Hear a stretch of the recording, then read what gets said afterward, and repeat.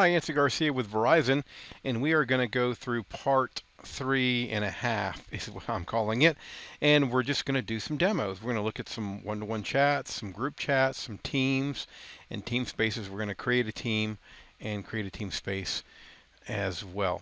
So let's get started. It's best just to bring up the iPad and let's just start.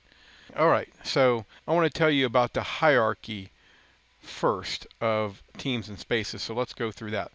So I'm going to bring up my pointer. Okay, so I'm going to click on teams right here, down here, and if I click on any team, I'm going to click on this team, and you can see I go to kind of a sub menu right here, and I have these spaces. There's the general space. Remember I told you about the general spaces always created in a team, and then I can create more spaces within this team as well. I can look at the team and members that are associated with this team right there.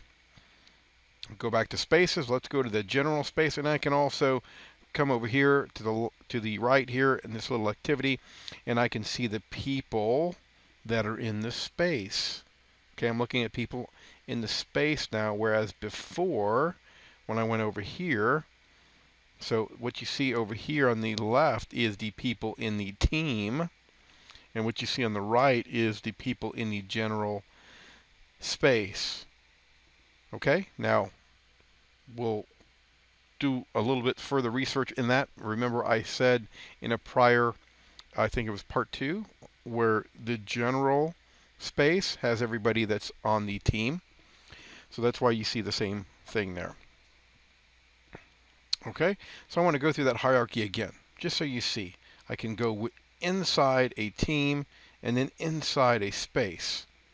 Now, let's conduct a one-to-one chat. Remember I said there was 2 things that were kind of instant messaging like, kind of Jabber like. I could get my head around those.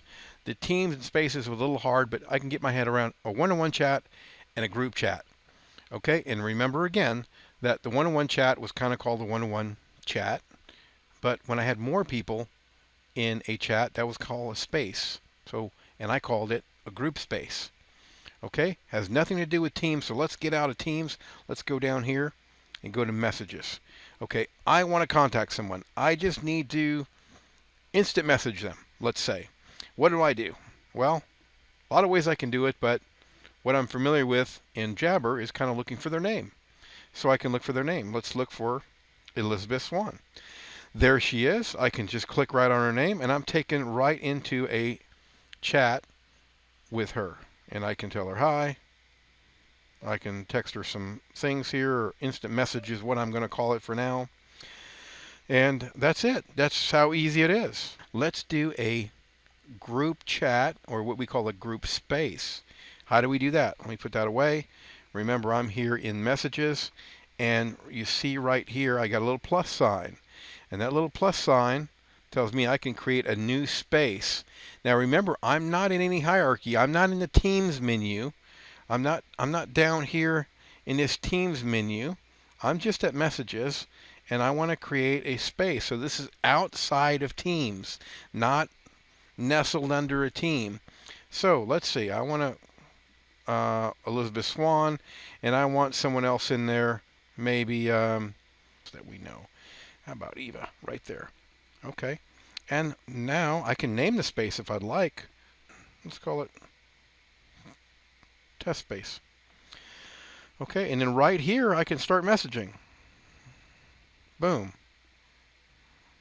And there I go. And I'm taken back, and I'm taken into this group space right here.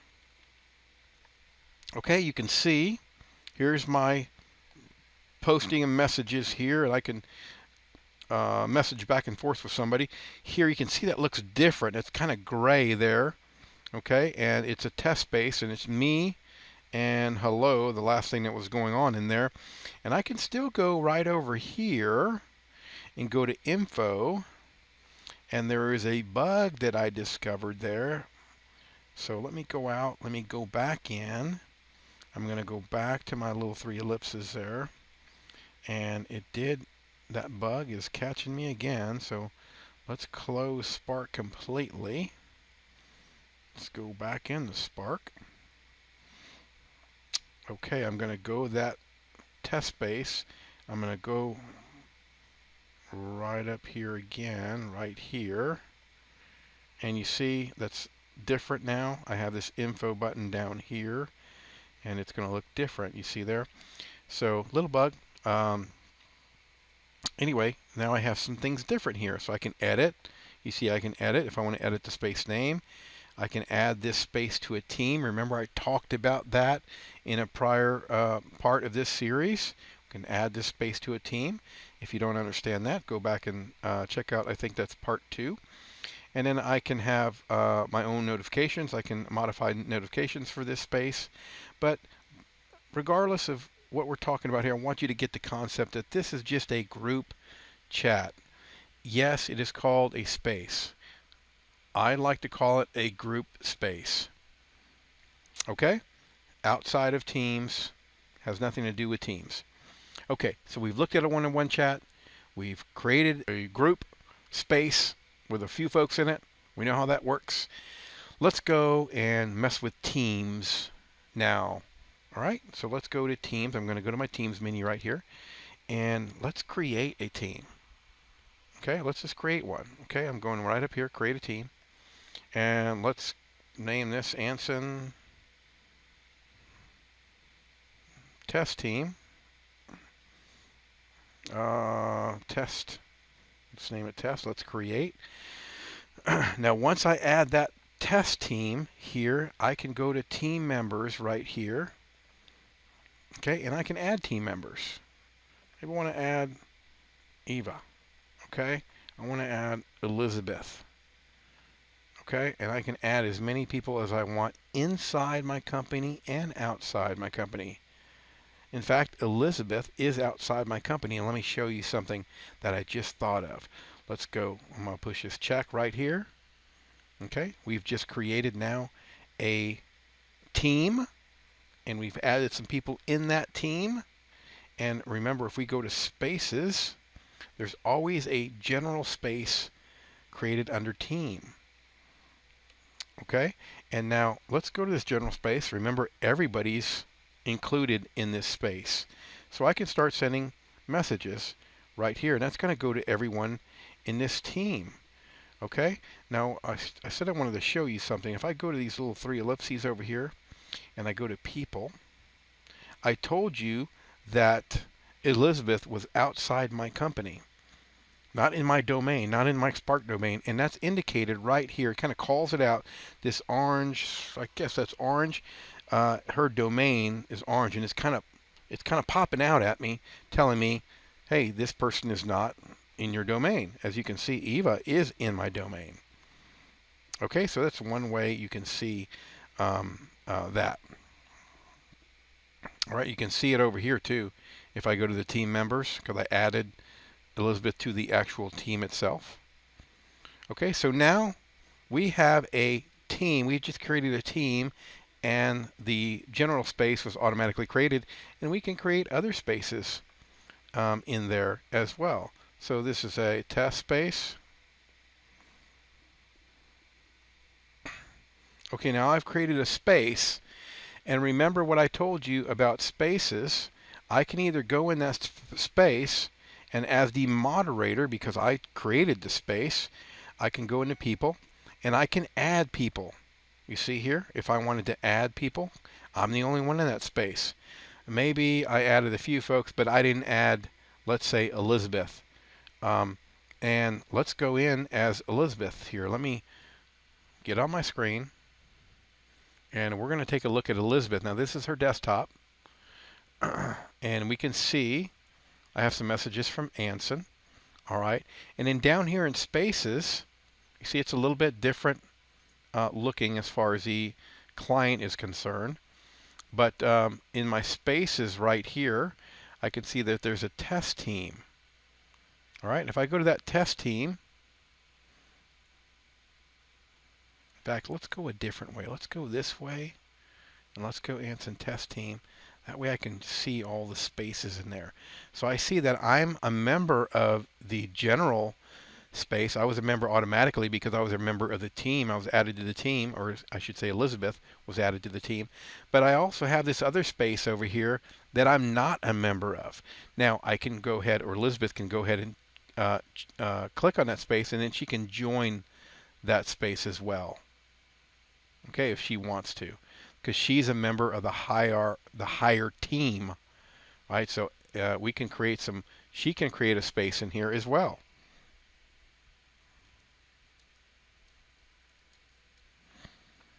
Okay, now she's part of that space, obviously, because she created it. Okay, but let's go back to Anson over here, and we'll go to spaces. We can see that other space, and I'm not. Now Anson is not a member of this space, and I can become a member of that space if I wanted to. Okay, so we've created a team, we've created a space, we've created a couple of spaces, and we've added some people to a space. Okay, and then we saw how people can add themselves to a space if they're within the higher team of that space. Okay, now back in part 2, I talked about spaces outside of teams and how you can pull that space into a team. And I gave you a scenario for that. Let's take a look. Let's see if I still have that space. Let me just do, there's a space, okay? There's a space. It's not part of a team at all. I can tell that because if you look here, look right here. See that space? General? It has a team above it. Look at this space, test space. It has a team above it, Anson test team. This space right here has a team above it, Cisco champions. But this space right here, it just says, I'm in it, hello, and it just has one text line there that says, test space. So there's nothing above it. There's no blue little thing above it, or blue text, meaning it's not in a team. So what if I was talking about some things in this particular group space and needed to add it to a team? That's easy. I go right over here to my 3 ellipses, and the scenario I gave you guys before, we maybe a group of us were talking, we uploaded some files and some manuals and some diagrams, and they really need to be part of this team, this project team that we got going, and I want to bring all that content in there. So I can go to info right here, and looky there, I can add this space to a team. And that's all there is to it. I can go choose the team. So I want to put it in. Now that particular space is under that team. I can go over here, and there it is. Okay? The test space. Just so happens I named it the same. Anyway, so that's how that works. Now let's just go under, let's just go to one of these spaces, go to this test space, and I want to show you how to post a file. Very easy, right down here, pretty intuitive. You choose your little thing there. Where do you want to go to? Now this integration is integrated into the iPad. So I have OneDrive on my iPad, and that's why you see OneDrive there, and I can just choose my OneDrive if I wanted to. That's going to bring that up. Maybe I have a document in here. Got a little document there, Spark, and I'll go ahead and upload that, and then I can put a message on that, and you can see it's uploading there. Okay, and then what we do here is this is the new Prezo, and sorry for the texting going on there. All right, and that's it. And then I can go ahead and it's right behind there. Send that. And you see how that's attached to the file there. Okay, now I can see that file. That file will display because Spark has a viewer, so it will display. But I can also see all the files if I want to. Maybe there's a bunch of files in this particular space, and I want to list them, and maybe they're way up. It could be way up in these messages. I know we don't have a lot of messages here, but just pretend, there was 1,000 messages and I didn't know where this file was. I knew this file was here and I just wanted to come over here and see, I know that file's in this space. Where is it at? I would just go to files there and list all the files that are in that space. Okay, how do I download a file? Very easy. I click it. Okay, if you look down here on the lower right hand side here, I can share, and with that share button, I can import to OneDrive. So I can put it right back in my OneDrive. If I wanted to download it, maybe someone manipulated that file or something like that, and then I can upload to OneDrive right here. Okay, and I won't do that. I'll just go back. And it took me back to my OneDrive. Oh, no, excuse me. Just going to go right back there, upper left. Okay, and I'm going to close what's in my files. Okay, so we learned how to post a file, we learned how to download a file, and obviously you can download a file if you have PowerPoint on your iPad. You should know how to, manipulate that file, and then you upload it just the same, just like I did before. Okay, another item that I told you we'd go over in this part is notifications. So notifications are once you get it, it's pretty easy. So the main thing to know that there are two different notifications, just like any mobile iMessage or messaging or SMS or whatever. There's visual, and then there's your audible, right? So those are two different style of notifications. All right, so visual notifications, I don't think we have to go over. I'll show them to you when we go on the iPad demo.